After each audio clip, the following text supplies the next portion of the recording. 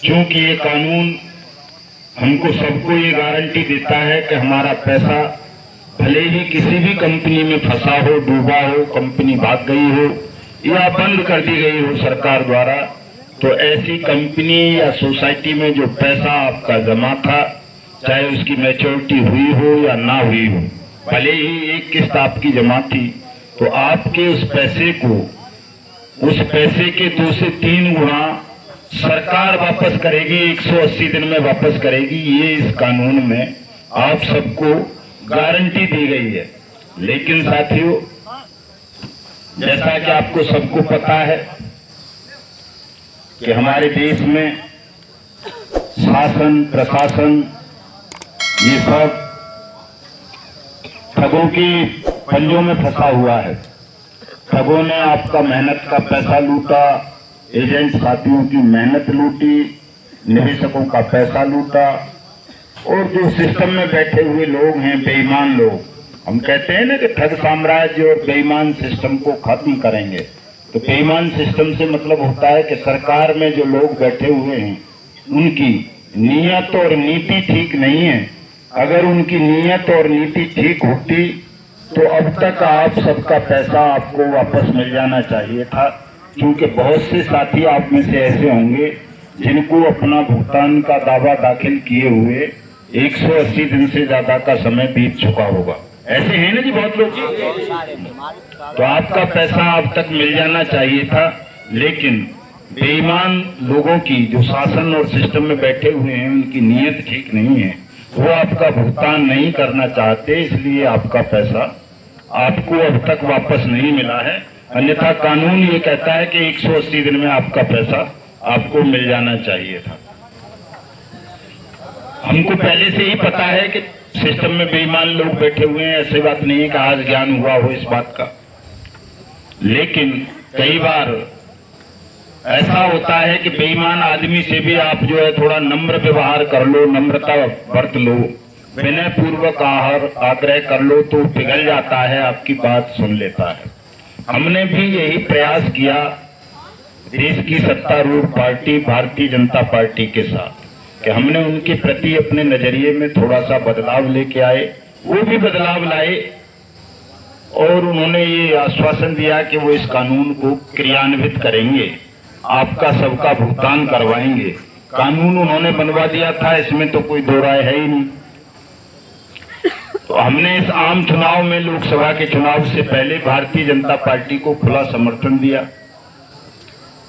और जहां तक हमारी समीक्षा का सवाल है कि अगर हम लोगों ने उनको समर्थन नहीं दिया होता तो जितनी उनकी मिट्टी अभी खराब हुई है उससे कहीं ज्यादा मिट्टी और खराब हो जाती अगर हम विरोध कर रहे होते।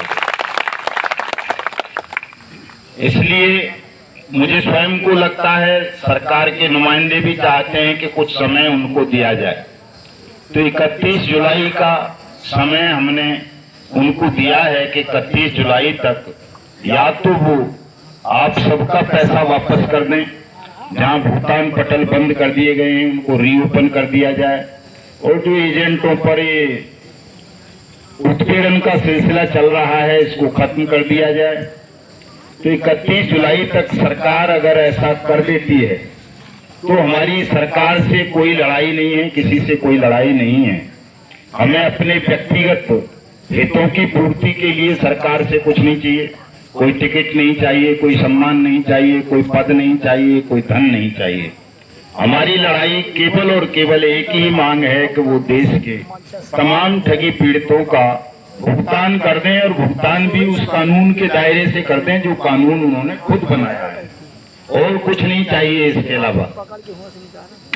इस काम को सरकार पूरा कर देती है तो बहुत अच्छी बात है, हम पुनः उनका अभिनंदन करेंगे, धन्यवाद देंगे, उनको सहयोग भी करेंगे।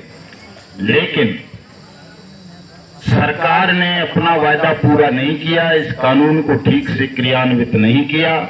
तो 31 जुलाई को शहीद आजम उधम सिंह का शहादत दिवस होता है। उस दिन हम एक बड़ा कार्यक्रम राजधानी दिल्ली में आयोजित करेंगे। उस कार्यक्रम के कारण ही मैंने यहाँ फतेहपुर में बाकी जगह होने वाले जो अनिश्चितकालीन आंदोलनों की रूपरेखा बन रही थी, उसको थोड़ा स्थगित करवाया कि अभी स्थगित रखा जाए। पहले एक बार सरकार बन गई है, कल से शपथ ग्रहण शुरू हुआ है सांसदों का और बजट सत्र चलेगा जुलाई में ही। थोड़ा सा उनका विचार देख लें, उनके कार्य प्रणाली देख लें।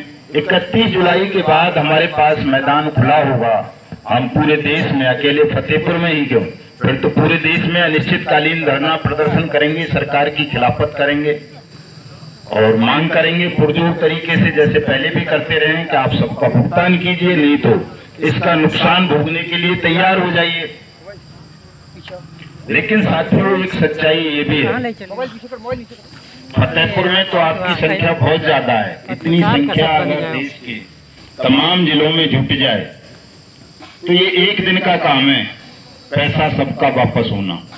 लेकिन दुखद पहलू ये है कि फतेहपुर के अलावा बाकी जनपदों में, बाकी जिलों में बहुत संख्या कम रहती है और कम संख्या बल से कोई नहीं डरता है। अभी हम 2-3 आदमी अगर गए होते वहां डीएम साहब के पास, तो एसडीएम साहब इतनी जल्दी नहीं आती, काफी देर धूप में इंतजार करवा देती। लेकिन उन तक आवाजें जा रही थी, आप लोग इतना तेज ऊंची आवाज में नारे लगा रहे थे, उन्हें पता चल रहा था कि भाई इतनी बड़ी संख्या में लोग आए, तो ज्यादा से ज्यादा 5 मिनट वेट कराया होगा। आ गई वो अपनी सीट छोड़ के, लेकर के गई आपका ज्ञापन और उन्होंने आश्वासन भी दिया। मैंने 3-4 बातें उनके सामने रखी कि एक तो भुगतान पटल रीओपन करवा दीजिए, जिन लोगों के आवेदन नहीं हुए उनके आवेदन करवाइए, जिनके आवेदन हो गए उनका भुगतान कराइए। आपके यहाँ भुगतान की प्रक्रिया अभी तक आरंभ ही नहीं हुई है। मैंने वो मामला भी रखा जो एक एजेंट साथी को एक निवेशक ने गोली मार दी है आपके ही जिले में। तो उन तीनों चीजों पर उन्होंने आश्वासन दिया कि नहीं, हम इस पर जल्दी से जल्दी कार्रवाई करवाएंगे। डीएम साहब आज जो है कमिश्नर की मीटिंग में गए होंगे, वो है नहीं यहाँ, तो जैसे ही वो आएंगे डीएम साहब या डीएम साहिबा कौन है, लेडी जी ना, तो जैसे ही डीएम साहिबा वापस आएंगी वो तुरंत इस पर कार्रवाई आरंभ करेंगी। और उम्मीद भी यही है कि अब जल्दी कार्रवाई आपके यहाँ आरंभ हो जाएगी। मुख्यमंत्री जी ने भी आदेश कर दिए हैं पूरे राज्य के लिए कि वे जल्दी से जल्दी इनके भुगतान की प्रक्रिया आरंभ की जाए। क्योंकि इस बार थोड़ा कमजोर हुई है ना भारतीय जनता पार्टी, तो जब सरकार कमजोर होती है तो तानाशाही नहीं कर पाती, और जब ज्यादा मजबूत होती है तो पूरी तानाशाही चलती है सरकार की। पता रहता है कि हमारा कोई क्या बिगाड़ लेगा। तो परमात्मा कहते हैं कि यश करोति शोभनम करोति, वो जो भी करते हैं आपके भले के लिए करते हैं, अच्छा करते हैं।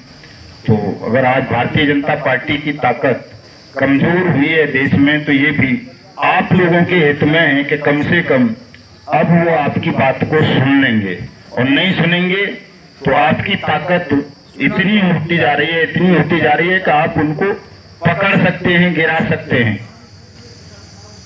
अब वो आप पर लाठी डंडा गोली ये नहीं चलवा पाएंगे, इतनी हिम्मत उनमें नहीं रही है।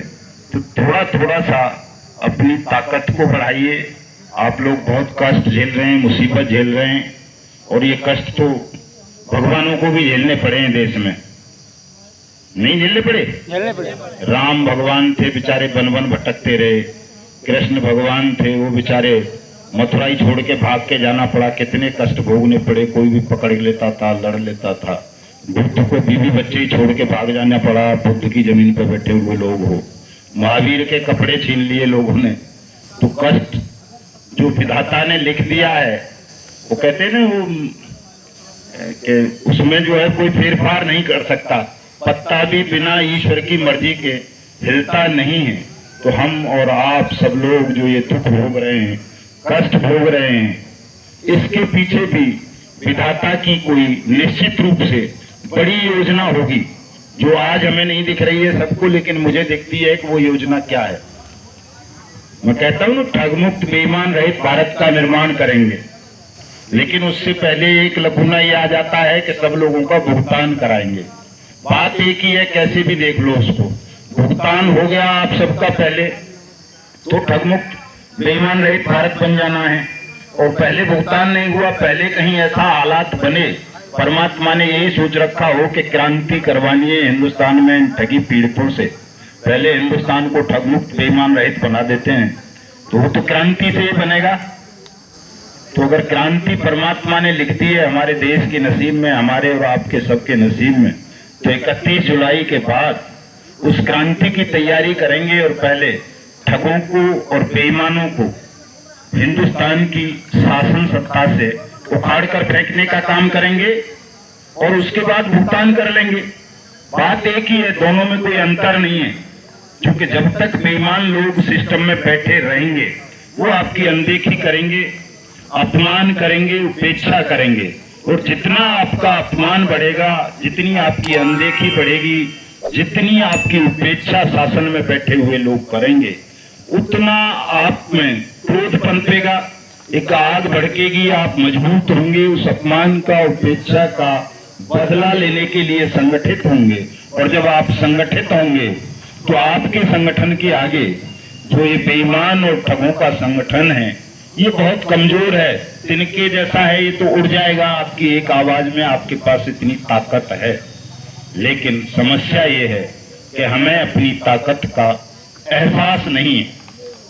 जिस दिन हमें अपनी ताकत का एहसास हो गया, आभास हो गया, अंदाजा हो गया, उस दिन ये पूरा सिस्टम थर थर कांपने लगेगा, आपका सबका भुगतान कर देगा। कहीं कहीं जहां जहां आपने जब जब अपनी